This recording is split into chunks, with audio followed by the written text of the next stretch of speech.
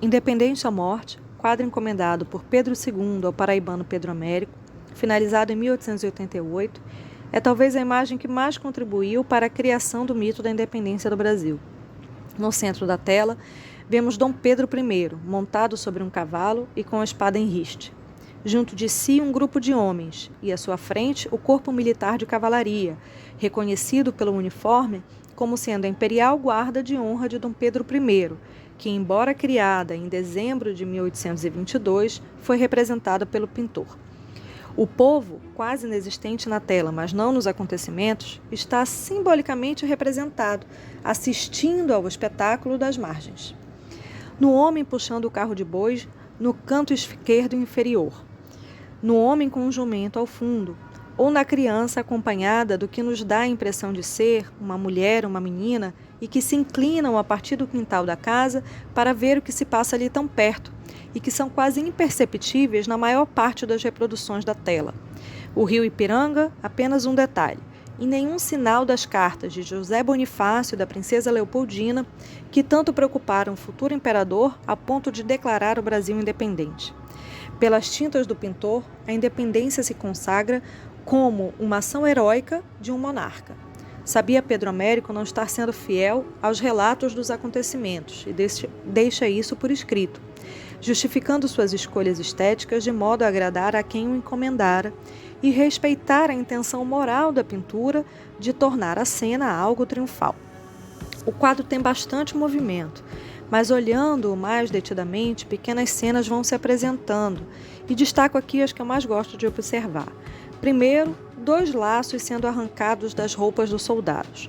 O primeiro paira no ar, ainda próximo do homem que o jogou em gesto e postura enfáticos. O segundo, ainda no uniforme, parece dar trabalho a quem o tenta arrancar.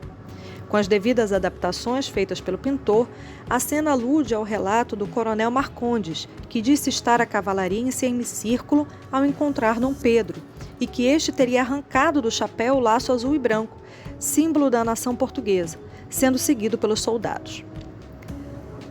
Outro detalhe é a importância dos gestos de desembainhar a espada, seja como símbolo de mostrar-se pronto para a luta, seja como símbolo de saudação, celebração ao ato que se dava, sendo seguido na tela pelos civis, que na falta de uma espada empunhavam seus chapéus, um lenço branco, símbolo de paz, ou mesmo um guarda-chuva. E claro, sempre que eu vejo a tela, meus olhos se voltam para casa, que no século XIX funcionava como um ponto de parada de tropeiros, com uma venda em uma de suas salas da frente.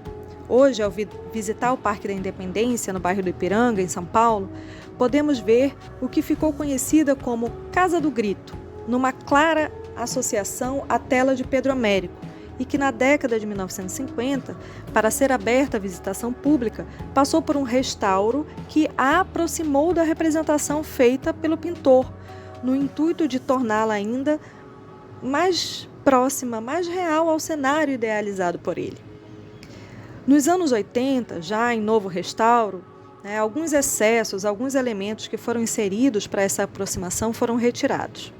A casa é incorporada ao acervo arquitetônico do Museu da Cidade de São Paulo, enfatizando hoje em sua narrativa construções como a sua, feitas em pau a pique e modos de moradia do século XIX.